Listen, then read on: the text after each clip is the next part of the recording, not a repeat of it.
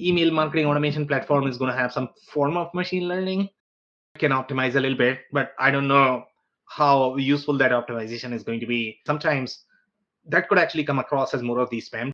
Well, what do you think they mean by machine learning in this specific scenario? So this is going to be the timing. So timing, depending upon so many different factors. Growing a business requires a holistic approach that extends beyond sales and marketing. This approach needs alignment among people, processes, and technologies. So if you're a business owner, operations, or finance leader looking to learn growth strategies from your peers and competitors, you're tuned into the right podcast. Welcome to the WBS Podcast, where scalable growth using business systems is our #1 priority. Now, here is your host, Sam Gupta. Hello, everyone. Welcome to today's show. And if you're joining for the first time, this is part of our industry series for which we meet every Tuesday at 2 p.m. Eastern. We review one vendor or the solution. And for today, we have another solution from the Shopify ecosystem. I mean, they are present in the large majority of e-commerce ecosystems, I would say, but they are primarily known in the Shopify ecosystem. So it's Yotpo, and we are going to have a lot of fun discussing them. Before we do that, we are going to start with our intros.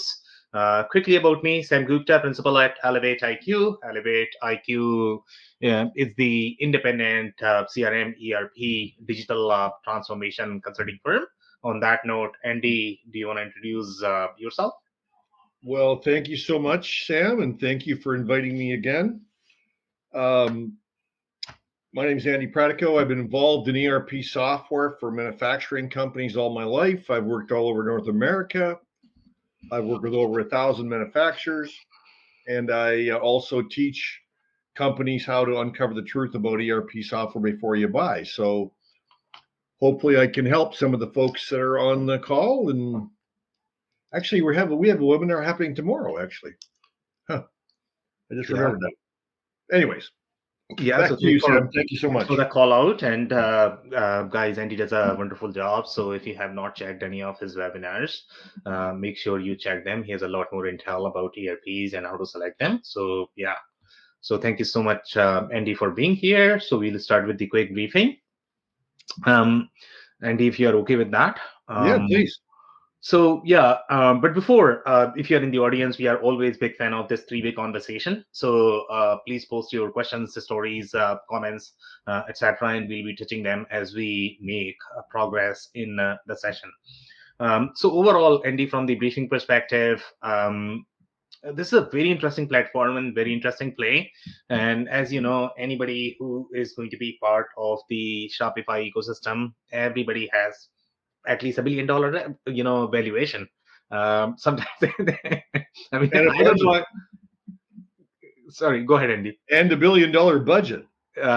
Budget, valuation, anything and everything. I mean, whatever they do, even if they are going to have very tiny budget, it's probably going to be $1 billion. That's right. That's how they start. They just count in billions. Yeah. So it's just mind blowing, how these companies are valued so high. But obviously in business, everything is about sales and marketing. So as long as they are helping you sell and market, and that's where the real play is.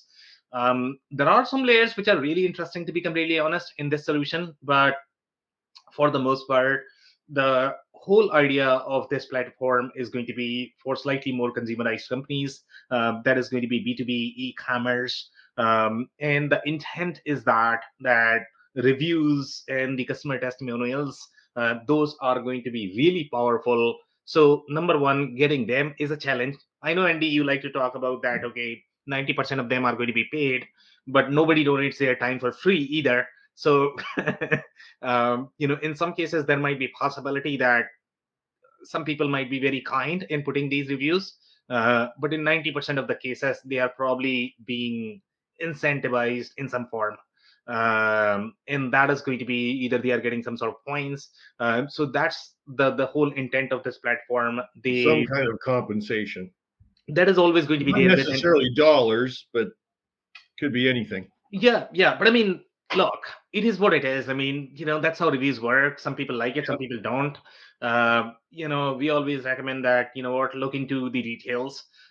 In fact, I mean, these guys have provisions when you are going to look at the product, that if somebody is going to post reviews, and now AI is a big play, and if that is going to read more like AI written review, then they are not going to accept it. So it's kind of interesting the way the platform works, because if they are going to have a lot of canned reviews as well as negative reviews, then that also impacts their positioning from the brand perspective, and that's what they are trying to manage. But overall, I guess, especially in the consumerized spaces, the reviews matter a lot. There's no question there. Everybody is going to read them. They are going to have much higher ranking overall in the eyes of Google. So obviously, if you want your products to rank, then you need to have very highly rated reviews, I guess. So the overarching intent of this platform is, number one, this is going to be around UGC. And I don't know, Andy, if you are familiar with this term. It's the user generated content. So basically, the whole intent is here that, number one, you are getting the third party voice, customer voice. Obviously, that matters a lot. But then you are also getting the content itself. That you can utilize with your assets. You can create more content around that. So the whole wave of UGC is powerful, but um, the use case that they have, and obviously they are going to work with pretty much every single platform out there that we have reviewed so far, which is going to be Clearviews of the world, which is going to be Breezes of the world. They are going to have slightly different application use case, but these guys' role is going to be more towards retention, collecting reviews, ratings, in some form loyalty as well. These guys are going to argue that they can handle the POS centric loyalty too. Uh, I would doubt, to be completely honest. So for the most part, if you're going to be, let's say, in Shopify ecosystem using Shopify POS or maybe Square POS, you are not heavy foot traffic shop, then you are probably going to be okay. But let's say if you are very heavy on the POS architecture, POS layer, then I don't know if the loyalty that resides in the POS layer, this is going to be enough for them. Because POS loyalty is going to be far more powerful in general, and these two business units are completely disconnected in general, at least from my experience. They don't even talk to each other, even if you have some sort of system integration. But overall, the way the organizations are designed, they are very disconnected function in general. The newer players might be slightly different, that they might have done some integration, but again, this is more about the organizational divide, so I don't know when that is going to change. But for now, I think there's going to be a little bit of division there. So I guess that these guys are probably one of the most powerful in this space. And the reason for that is because they were probably the first ones that came up with this concept. There are many other platforms in the market that are very similar capabilities. They might not be as robust as these guys. Obviously, they have developed much deeper capabilities, especially around, for example, let's say, kind of a marketing automation, and you are going to read some of the reviews where they are being used as more of the email automation. If you are going to use them, I don't know if that is the best use case for these guys. That's not the intent of the platform. So if you are using for that, that means you are probably overusing. That's why they're. Well, tell me something, Sam. Yeah. UGC. You're right. I'd never heard that acronym before. What is user generated content? Like, is it just content? So this could be testimonials, videos of your customers talking about their experience with the product. So it's a real content, meaning you are going to get a video. They might write a blog for you. So you have a lot of, I mean, technically speaking, if you look at any of the media companies or media businesses, 90% of their content is user generated. Yeah. They don't necessarily have the subject matter expertise. They don't have the expertise. Exactly. Exactly. So they are simply collecting content from marketers. They are simply publishing it, and they are making change money, I guess, there, based on that distribution. We're in the wrong business, Sam. Who? We are. We are in the wrong business. Yeah, you're right. We are in the wrong business for Just sure. you want me to write some stuff about your company? Okay, give me the article and I'll Yeah. publish it. Yeah, I mean, it just it blows my mind how these businesses work, but it is what it is. Yeah. I mean, marketers need them. They play a role. Marketers are going after them to get their attention so that they can donate their content. It's just fascinating. Okay, so now I think we are clear in terms of user generated content. The question that you had. So I'll go to the competing technologies. There are a lot of them, and customers who are going to be slightly more price sensitive, they are probably not going to appreciate the kind of depth these guys have. But the bigger brands, they are all going to be on this platform. So some of the competing technologies that you're going to find are going to be stamped.io, just.me, and again, this is a very different category, completely new category. So we are going to have newer coordinates for this.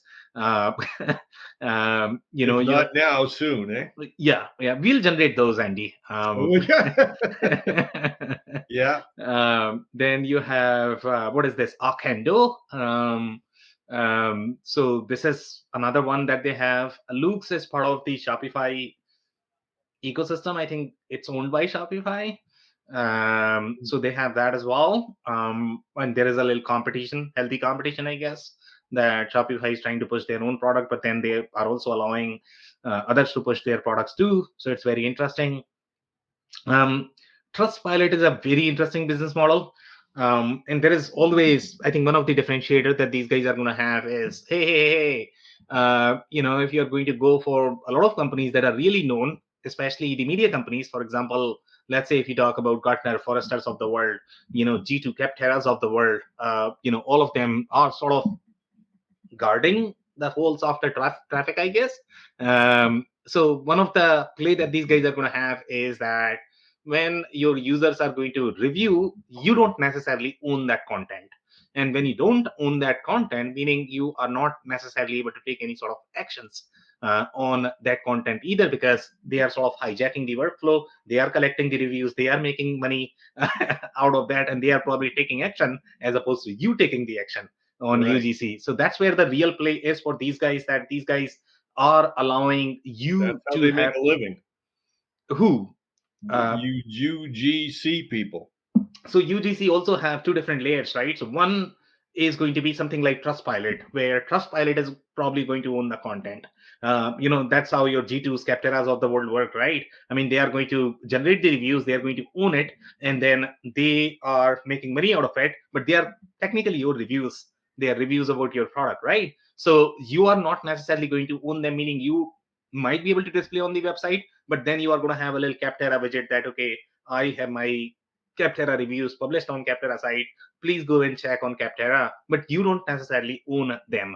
So that's where the real differentiator is for these guys. That these guys are claiming that, you know what, rather than donating it to the Trustpilots of the world, you are going to own this review. You can do a lot more with those reviews as opposed to somebody else owning those reviews. So I think that's where the real differentiator is. Sometimes people don't understand the differences between your Trustpilot is going to have a lot more network effect.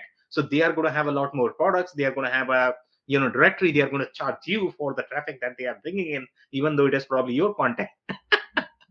So that's where the real difference is between Trustpilot, that okay, they are going to have far bigger network, they are going to have far more traffic, but then you don't necessarily own the reviews. So depending upon what your strategy is, what you want to do with your reviews, either of these platforms could be a great fit.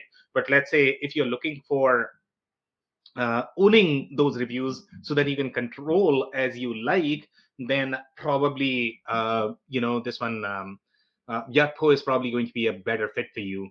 Bazaar Voice is another platform that is, they were probably the first ones, I would say, in the review space, but they were not necessarily present in one specific ecosystem. They were sort of the whole commerce play. It's a big network. But they are also in the review and loyalty space. They might not be as cool as these guys, I would say, but they are definitely the competitor. Then you have some other smaller ones, Wise Reviews and Review.io. So these are different platforms that you can review if you're looking for something like this. The smaller ones are going to have much cheaper pricing. Obviously, the bigger ones are going to have much more capabilities. Their pricing is higher, so there are always pros and cons. Now, some people might compare this with some of the collaborators as well, and they are not necessarily the comparables. For example, when you look at Klaviyo would be the real email marketing automation sort of platform. It's not necessarily the review UGC centric platform, and that's where Yotpo is probably going to be a better fit.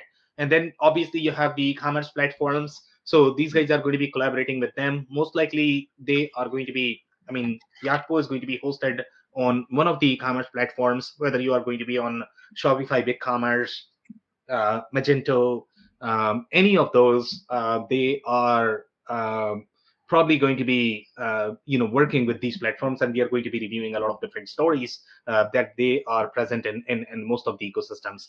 And then you are also going to have SMS marketing platforms. So based on SMS, you can do a lot more things as well. Bless you, Andy. Thank you.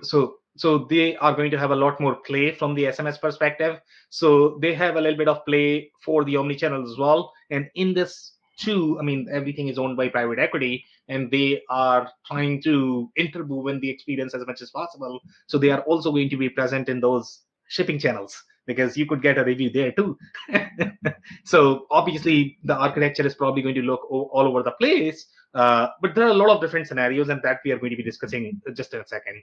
Overall, from the industry perspective, you are going to have retail, B2C, and brands. That's where you are going to find their major presence. One thing that we have not touched so far is if you're joining for the first time, then you might not be aware of where we get this content and what all we generally review. So for this particular review, we have the historical news stories. This is not a public company, so we don't necessarily have the financial data. We are going to be doing a little bit of product design analysis as well, and sort of going to correlate if that is consistent with what we are noticing in those stories.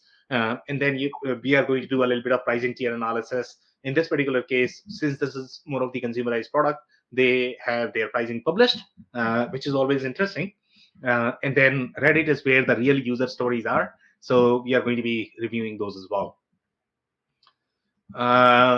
So this is a story coming from 2018, and here they are describing themselves as Yotpo, the leading user-generated content marketing platform. They are describing themselves as content marketing platform, which is probably fair. Has announced the availability of their new feedback analysis solution called Insights at Shop Talk. And this is one of the major retail conferences, if you guys are not familiar with them. So this is just the announcement for that specific solution. But again, I don't know what you can do with Insights, to be completely honest. Even though they are probably going to position themselves as more of the CDP, everybody has a CDP, right? But Insights, you can probably target these customers. That's probably the max you can do.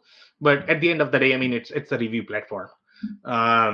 And so here we have one more story coming from 2018 as well. So here they are saying today announced that they collaborated with Oracle Bronto, and that is also, Oracle has two different marketing automation platforms in their portfolio.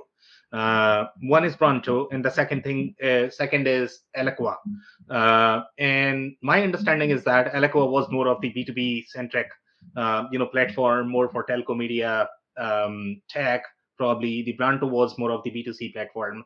So they acquired both of them because they had different positioning, and now these guys are collaborating with them, which is obviously one of the largest, marketing automation platform. So, but Bronto is positioned more for the commerce retail, and that's where these guys' play is. So that's why you have a little alignment there. So they are saying the relationship with Bronto, a leading email marketing vendor to companies in the internet retailer top 1,000, and they have clarified that, which is true. Enables marketers to capture and convert more customers using user-generated content. So now Bronto is probably bringing the user-generated aspect of the flow. They have everything else, but they don't have this. So now they are sort of collaborating with them. Some more details here on that story. So they are saying, smarter content generation. They are saying machine learning optimizes email review request send times tailored to the customer, the company, and the industry. Now, every single email marketing automation platform is going to have some form of machine learning. Um, so, uh, great. It can optimize a little bit, but I don't know how useful that optimization is going to be, how predictable that optimization is going to be. Sometimes that could actually come across as more of the spam, to be completely honest. Well, Because what do you think they mean by machine learning in this specific scenario? so this is going to be the timing. So timing, depending upon so many different factors, right? Because they have data and they are trying to optimize. Okay, when should I send this email or the SMS so Andy is going to be in good mood? That Like he's an probably intelligent drip campaign? Is that what you mean? it's not just the, I mean, it's a drip campaign, but drip campaign for a different purpose. So drip campaign is going to be more to take reviews as opposed to buying the product. Yes, they are doing drip I see. campaign, yeah, for discount and buying the product as well, but again the purpose is very different. So they are trying to predict, okay, when you are going to be in good mood, that You'll say something nice. yeah, hopefully you never know, right? Yeah. So machine learning matters, but sure. I don't know. If you are willing to pay the price tag for whatever they are going to charge is going to be a question. Now, some more comments here. So they are saying brands are able to generate more reviews fast. That's a real need. You need to generate fast. If you're not able to generate fast, then people forget and they are not going to remember. And sometimes they are going to remember a different story. So you need to act fast. Initially, most likely, they are probably going to be happy. Most people are probably positive, so they probably will leave really good reviews once they have used for like 6 months. Then it's probably going to be a different story. So this is a real deal. It matters. Improving order to review conversion rates as high as 10 to 11%. And if you can get that, obviously you are going to get a lot more business based on review referrals. Everything matters. And they are able to generate a lot of referrals as well. Again, that's a real differentiator. And that's why they are so hot. And then we have some more comments here. They are saying the initial results show that AI assistance yielded roughly what 61% bump in topics within reviews. So that was the story related to the AI. And then you have the submissions and buyer search history to ensure maximum impact on purchase decisions. Initial results show that AI assistance yielded roughly what 61%. I think we have already reviewed that. So again, AI assistance also matters because not everybody is going to be as polished with their English, I guess. When especially if you're going to be in very consumerized space, so they might not be leaving very detailed review just because they might be shy. So obviously the AI assistance could matter a lot, but again, if it is going to be too canned, then that's also a problem. Some more story coming from 2018 itself. Here they are saying Yotpo, the commerce marketing cloud preferred by today's top D2C brands, has announced that its solution for UGC, like ratings and reviews, now available on native app on Volusion's e-commerce platform. And Volusion, you are sort of going down market in my mind. Especially when you compare this with Shopify and BigCommerces of the world. It has much smaller customers. And now obviously these guys are going after everybody, but this was the target at least in 2018. So here they are saying through the native integration with Yotpo and Volusion, and these guys are going to be able to do these things, and that's going to be fairly consistent with the majority of the e-commerce platforms. So they are saying import, collect, and display unlimited reviews and ratings on product pages. Again, that's a huge deal, guys. This matters for e-commerce. If you don't have this, it's going to be really hard to improve your conversion ratio. So again, this is a real deal. And they are saying moderate reviews from Yotpo dashboard. That's a big deal as well. If you are not able to moderate, then sometimes some people might question that. Okay, reviews are supposed to be honest. That's not how business works. Sorry. So you need to have a little bit of moderation there, especially if you're accepting reviews, and that's where I guess I don't think you can do this on Google.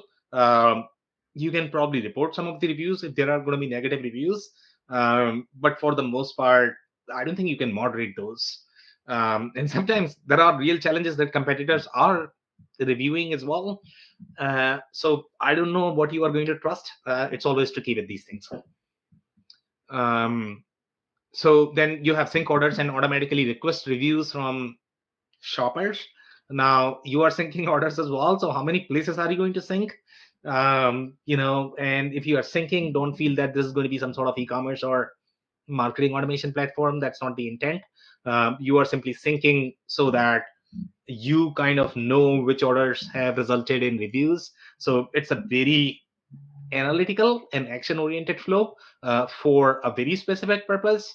So just don't overdo it or don't overread what they are trying to do with that.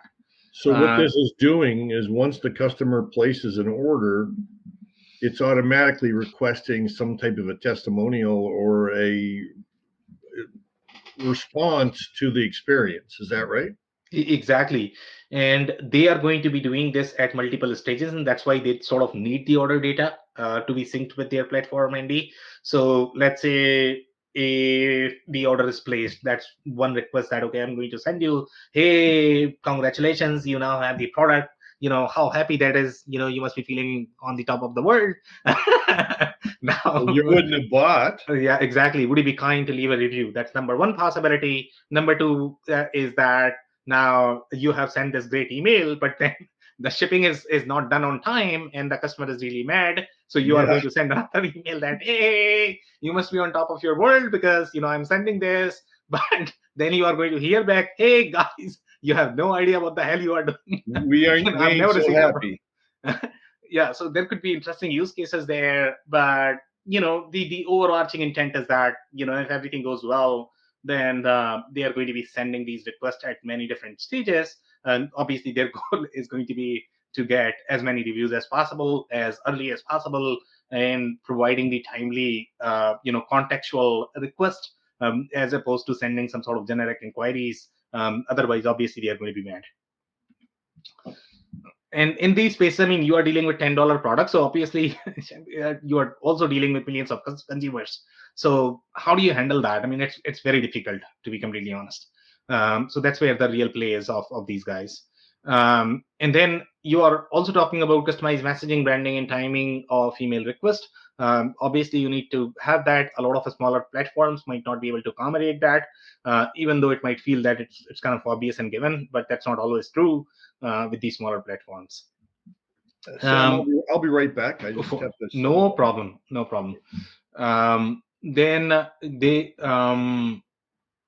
have additional features such as allowing shoppers to upload their photos with reviews and send review requests to offline customers. Some more comments here coming from 2018. This is another story in this. They are saying the leading provider of commerce marketing cloud solutions. So they have changed their positioning a little bit. I don't know if it is because two different people had written it, but the first one sounded slightly better. So here they were saying, no, here also they are saying commerce marketing cloud. But then they had clarified that user generated content, but here they have not clarified. So it's slightly overstated in my mind. They should have clarified that this is probably going to be slightly more UGC play, not necessarily commerce marketing cloud solution. So they are saying has announced that it expanded its relationship with Magento and Adobe company, and Magento has much bigger ecosystem in general. So they have gone from your Volusion to Magento all over the place. But in this particular case, it's probably okay because the kind of integration that you are going to have with the review platform, it's really not as intertwined. So it's okay to be in the SMB as well as in the enterprise space. With other solutions, I would probably have problems, but with this, there's no problem at all.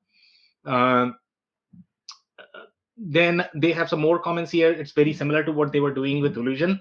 I don't know if anything is different here. So they are saying for collecting, curating, analyzing, trust-building customer content, including ratings, reviews, and photos. So photos are going to be equally relevant as well. If somebody sort of clicks the photo with the product, that they have really used the product, as opposed to hiring a bunch of influencers who have never used, I guess. So obviously that matters a lot as well.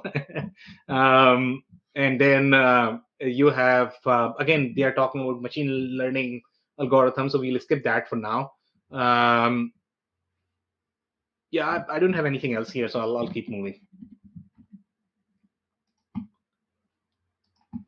Okay, so now we are in 2019. But in 2018 they did one more. So they did with MailChimp too. So they are going after all of the e-commerce platforms, but they are also going after every single marketing automation platform. And it would make sense why they are going after them, because with email you are still going to utilize those reviews as you are going to do with your commerce platforms, but then they are going to have a little play with POS as well. So here now in 2019, again they are talking about commerce marketing innovation leaders, Yotpo and Klaviyo, and they both are working together. Today announced an integration upgrade to create the most powerful email experiences for D2C brands to date, and they are sort of coming together and they are creating this, and they both are equally hot. And a lot of companies, when they are going to use these platforms, they both are used together, and that's why they both are equally hot. So Shopify, Klaviyo, Yotpo, what else am I missing here? It's probably the generalized combination that you are going to find a lot more in general in the Shopify ecosystem, especially if you're looking at very, very hot DTC brands. They are probably going to be on not on HubSpot, because if they are using Klaviyo, then they might not have HubSpot, depending upon the architecture, depending upon the business model. They might be on Salesforce, I guess, sometimes, depending upon, again, the business model. Okay. There is a very strong possibility that they are probably going to be on NetSuite Acumatica from the ERP perspective, unless they are on QuickBooks. That's also a possibility. So some more comments here, from 2019. So they are saying Yotpo, again, they are describing themselves as commerce marketing. Today announced the release of integration enhancements for SAP Commerce Cloud. So started from Volusion to Magento to SAP Commerce Cloud to MailChimp. Obviously, they are all over the place. But again, in this particular case, since they are the only platform that is really rich, and that's why they probably are going to have one of the deepest integrations. And they have used some of the terms called transform customer engagement into advocacy and social proof. And again, these are the right terms and they matter a lot, from the product perspective, at least for marketers. So yeah, so there's a real play here for these needs. Then now we are in 2020. So 2020, they are talking about an acquisition for SMS Bump. And again, I think they did this acquisition because they wanted to penetrate in the SMS channel as well. The kind of workflows that you are going to have with email, with your web, similar flows are going to be with the SMS as well. That's why they have acquired them. But again, the intent here is not necessarily SMS marketing. This is again more of the retention, reviews, loyalty is probably the right terms to be used here. The most complete SMS, no. They might be most complete marketing solution designed for e-commerce brands, but again the scope is limited here. So this would not be replacement of the SMS capabilities that you're going to find with Klaviyo. That's not the intent here, so be careful when you read this. Now obviously SMS Bump actually brought a lot more e-commerce businesses as well, especially the ones that were going to be in the SMS space. So here they are saying they brought roughly 28,000 e-commerce businesses. And they're saying SMS Bump is a complete SMS marketing solution, allowing brands to drive engagement, improve retention, and increase lifetime value. Obviously, those are going to be metrics, but again, their scope is limited. Here, one more, story coming from 2020. So they are talking about, they announced the partnership with Bazaar Voice, and this was the network that I had mentioned before.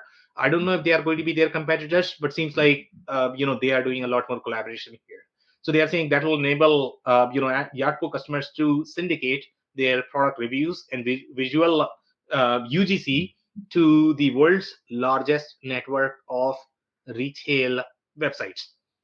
So they are positioning themselves as largest network of retail websites, but in my mind, I think it would be very similar to Trustpilot. Because they are sort of the network of the reviews. But in this case, I mean, they have some sort of partnership here. Very similar to Trustpilot, I guess. So maybe they can do the reviews back and forth. I don't know. So they are saying combined with the broad reach of the Bazaar Voice network demonstrates the value of Yotpo's best-in-class solution for world's most cutting edge. And they're talking about leveraging Yotpo's end-to-end platform to grow their D2C channel while accelerating third-party sales in parallel by syndicating their customer reviews, ratings, and visual content to the networks of roughly 1900 global retail sites. And these are going to be probably the third-party sites. So these reviews are also going to be published on those, and that's where the power is going to be. So I think that's why the partnership is sort of making sense here. Okay, so I'll keep moving. I have a really dumb question to ask you, Sam. No questions are dumb, Andy. Yeah, yes, go ahead. Well, there's dumb people asking questions. Go D2C, direct to consumer. How is that different than B2C? Okay, so very interesting question. So B2C, in my mind, would be slightly more broader bucket. B2C means business to consumer. Now, business to consumer could be through physical retail, meaning you have a physical outlet through which you are selling, which would mean the traditional big box retailer. But D2C meaning pure play website, pure play digital. That's where the real difference is between. And there is another difference because here manufacturers and brands, they are going direct to consumer as opposed to going through the traditional channel. So for example, let's say if you look at the traditional retail value chain, so you are going to have retailers, but retailers generally buy from distributors buy from manufacturers. There are certain cases in which manufacturers might be able to sell or brands might be able to sell to retailers, but that's rare. So D2C meaning I'm the producer of the product, I'm also selling direct. Okay, so I'm not hiring all of these brokers to be able to distribute my products. So that's where the real differentiator is. There was a big wave of that, let's kill all of these retailers and distributors and let's go direct. Right. But that didn't go very far, to be completely honest. It's not a very successful business model. Thanks, Sam. Yeah. Okay. So, I'll keep going here. So this is also in 2020. So 2020, they are saying a leading e-commerce marketing platform has announced that it has selected as a partner of choice for UPS. Now, UPS is a very interesting play as well. The reason why Yotpo is going to be interested in this is because UPS is probably going to have millions and millions of businesses, especially these smaller ones, because they are using them as more of the shipping providers. But with this, what Yotpo is getting is that they are getting another trigger sort of point that they can use to be able to publish these reviews. So here they are saying customer technology program enabling thousands of small and medium-sized businesses access to advanced solution for ratings and reviews. So again, the play is very similar, but here the touch point is going to be very different, from the shipping perspective. So that's where, marketing is probably all over the place, but you probably need that because the more touch points you're going to have, the more interaction points you're going to have from the marketing perspective, the more engagement you'll be able to build. So marketers absolutely love this. Then we have one more story. So coming from 2020, and here they are saying leading SaaS-based e-commerce marketing platform. So they changed their messaging a little bit that helps retail brands accelerate online revenue growth. Today announced $75 million in Series E funding. So obviously that's big just for a review platform. The company has raised roughly 176 million in total. So that's a big deal, guys. They are fairly big, one of the biggest, I would say, in this particular space. And that's a sizable investment for this kind of technology. Now, 2020, they are saying this is the BigCommerce alignment. So they are saying BigCommerce as an elite partner as well as the preferred provider for reviews. So BigCommerce is sort of promoting them. We didn't see the same story from Shopify. So they seem to be preferred just because now these guys probably have more clout than BigCommerce, even though BigCommerce is probably going to have a lot more customers as well. So again, they are probably aligned with pretty much everybody in the market, but BigCommerce is giving them preferred treatment here, it seems. 2021 announced today that it has raised $230 million. Again, that's a very sizable investment. And Series F funding with its largest investment round to date, right? Then 2021, one more story here, and they are saying they have launched the loyalty and referrals for Marketing Cloud on Salesforce App Exchange. So this is the alignment with Salesforce. I don't know if they had done anything after this, but seems like they were very late on Salesforce, but they first went with SAP. That's mind blowing, and then Salesforce, which is very interesting. But I mean, they are pretty much aligned with every single commerce platform, out there in the market. Um, One more story, 2021, and here they are saying announced a multi-year platform partnership with Shopify. So here there are some interesting colors here. Okay, so obviously they were preferred for big commerce, and here this is the alignment with Shopify, the global commerce platform with more than 1.7 million merchants worldwide, supported by a strategic investment in Yotpo by Shopify. So Shopify has actually invested in this. Shopify has also invested in Klaviyo. That's why they are far more aligned with Shopify, even though they were probably not preferred provider in the beginning, I guess. We know that MailChimp was preferred provider for Shopify. For reviews, these guys are preferred provider just because Shopify has invested in them. So it's very interesting alignment. The platform partnership will help accelerate, Yotpo's growth and product development. So that's how they are going to use that money. And they are saying with Yotpo SMS and emails, new click to buy feature, brands have the flexibility to send individualized product recommendations via SMS. Again, that's powerful in my mind, because now you are not only enabling your review-centric workflows, but you're also enabling commerce workflows now as part of the same channel. Now, the amount of data that you need to have to be able to do that, sometimes you are probably going to have a link for Shopify that is probably going to go to Shopify. So it might be okay, but it's a very interesting workflow. And again, that's the reason why these guys are so hard and investors are willing to invest in this kind of technology. Down to specific, product variants like color, size, sale, item. So they are able to get there. They are able to recommend as well the very specific product, whatever you have bought before. So now they become more of the recommendation engine as well. That's going to help from the loyalty perspective as well.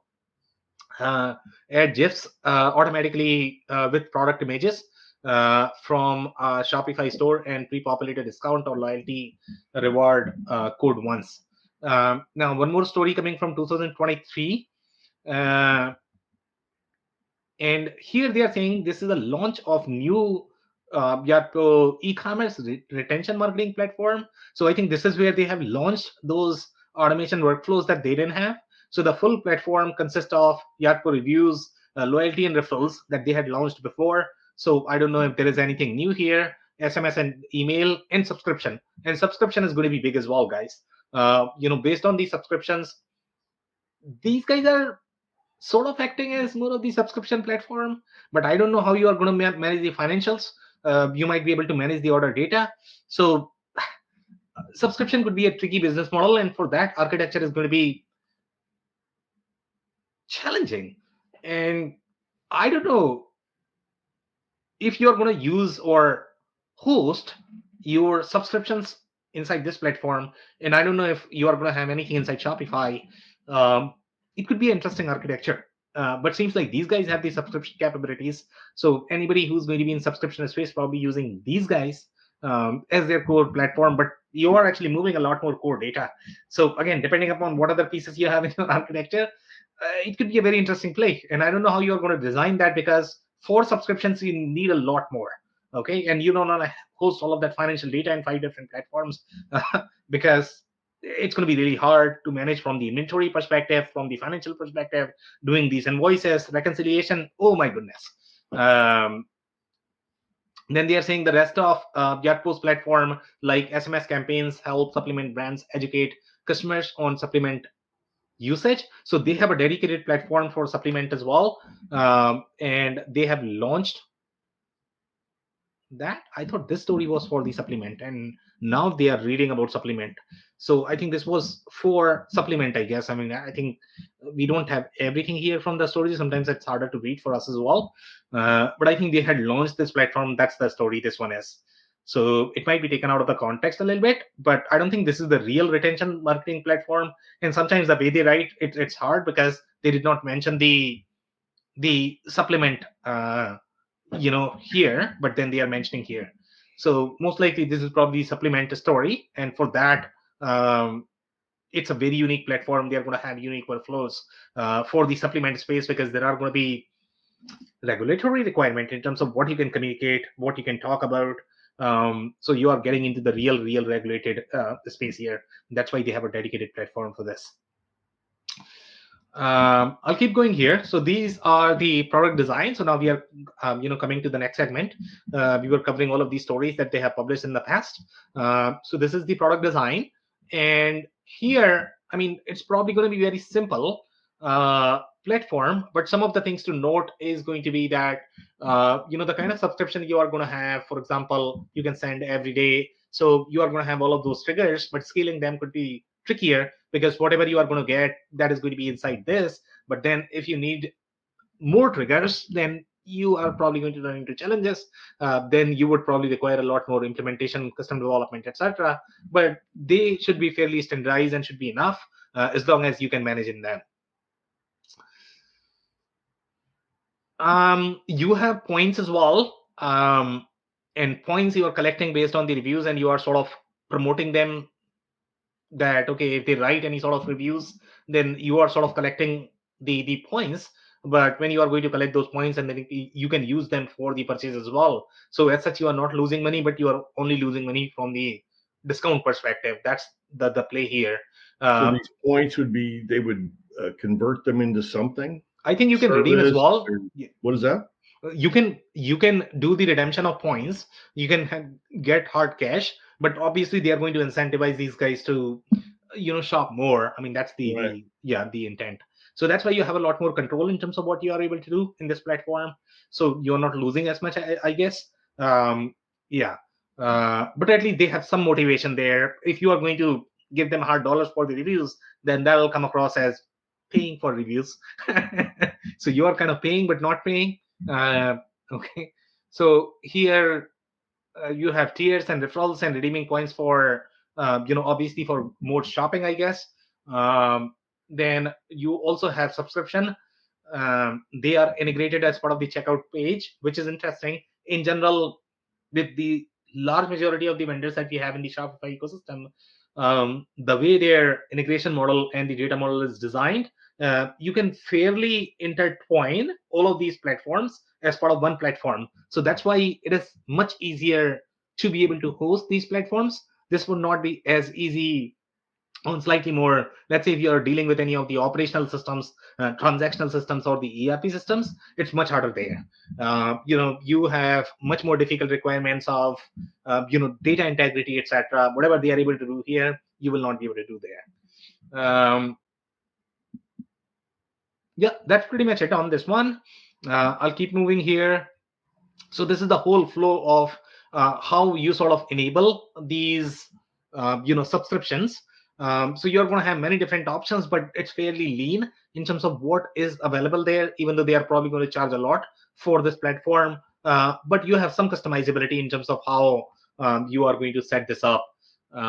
Fairly easy. I don't think you are going to require much of the consulting help here for these things, depending upon where you are in your journey. So overall, I guess it's going to be fairly user friendly, and that's why it is so hot, because these brands, I mean, they don't have a lot of revenue, but they want technical capabilities, easy technical capabilities. So initially it might be okay, but once you get into the architectural maturity where you need to streamline your inventory, etc., that's where you would require a lot more hand holding. But simple sales and marketing use cases, generally you should be able to handle yourself.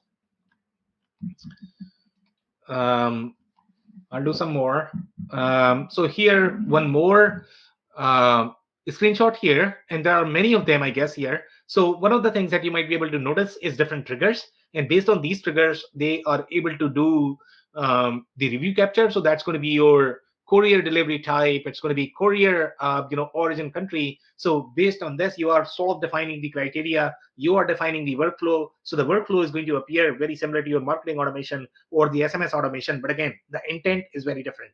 If you're using this for email automation, even though again, it's going to appear very similar, but that's not the intent here. The intent here is to grab reviews, maybe promote some of the discounts, maybe some purchase. But again, this is not email automation. So don't assume that this is going to be email automation. This is really for reviews. That's what they are trying to do here. But I mean, you are able to do pretty much everything that you will be able to do inside Klaviyo for the most part. And that's where the price tag is. Now you are paying twice. You are paying the same amount for the review platform plus your email automation. So you are going to be paying a lot. Now, is that going to be worth it? Is the question that you should be asking. Okay, so maybe we can cover the pricing as well, and I don't think we're going to have much time after that. So this is probably it.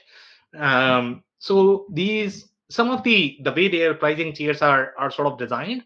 So they have a free version, that is number one. But in free version, obviously you are not going to get everything, and generally they are going to create the triggers where either you have to have some sort of branding. Once you have to have the branding, that's when they are going to say, no, now you need to pay. So free tier may not have much of a meaning, but if you cannot afford anything, then probably you can start on the free tier. So here, manual review request, they could be meaningful, but they are probably in the pro version. They are not necessarily in the free version. So that's one possibility. Review coupons, so you are able to send the coupons as well, and that's a very physical workflow. I don't know how many companies use that, but that's a very interesting piece of functionality as well. Initially, you are going to have some sort of kickstart credits, so you're going to get 200 credits, and that is going to be, you are able to import existing reviews with the free plan, but review email editor is not included. So you are not able to modify those reviews, I guess.